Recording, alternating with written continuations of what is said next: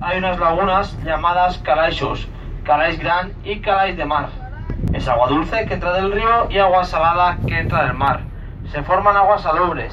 Estas lagunas son las que pertenecen al Departamento de Medio Ambiente de la Generalitat de Cataluña. La isla de Buda antes tenía 1.650 hectáreas. ¿Qué quiere decir eso? Que el mar que está detrás de la isla poco a poco ha ido comiendo terreno.